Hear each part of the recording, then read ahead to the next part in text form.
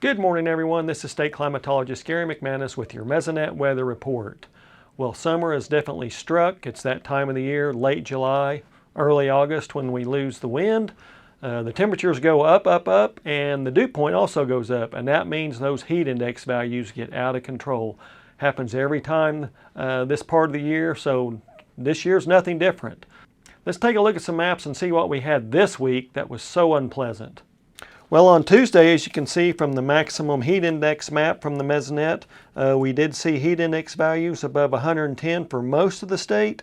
Even up in the Panhandle, we were up around the 105 category, which is not pleasant either. But over in East Oklahoma, things definitely got out of control. You see around Okmulgee, 123, 124, 125.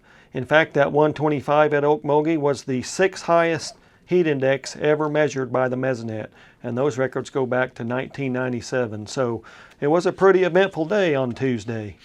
If we take a look at that maximum dew point temperature map, same time frame from the Mesonet, we can see the damage done.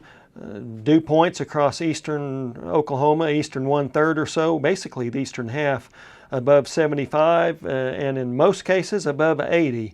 And we can see right around there, Okmulgee and those areas, 82, 84, 85. So that was the combination that produced those really nasty heat index values. And I'm afraid after a couple of days of relief, we're right back into it for the weekend and then into next week.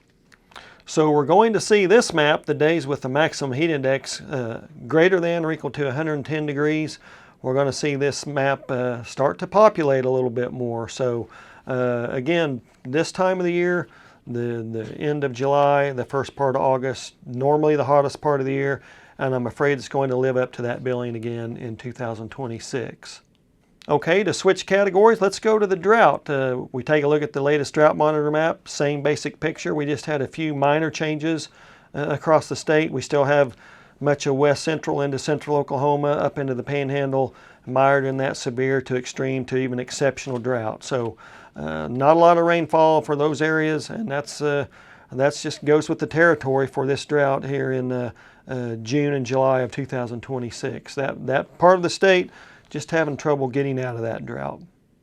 Taking a look at the outlooks for next week, I'm afraid it's not going to happen anytime soon, so probably another week of what we've seen, maybe some occasional showers, but we do see increased odds of above normal temperatures and below normal precipitation for almost the entire state. It does look hot and dry for the next week, so unfortunately probably not a lot of drought relief for western Oklahoma. Let's extend that outlook for August through October, so that 3-month time frame as we're starting to transition from summer into fall. We do see increased odds of above normal temperatures across southern Oklahoma and the Panhandle, and maybe a little bit of increased odds in the western Panhandle associated with the monsoonal flow of the desert Southwest. So not a lot of help in any case for that drought.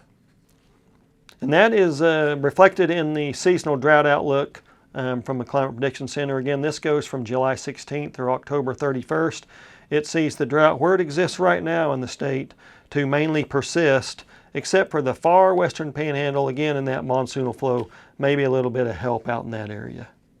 I know everybody's saying, where's that help from El Nino? Well, that occurs during the cool season, so later into the fall, through the winter season into early spring. So we're just going to have to get through the next couple of months, and maybe, just maybe, we'll start to see some help from El Nino. That's it for this time. We'll see you next time on the Mesonet Weather Report.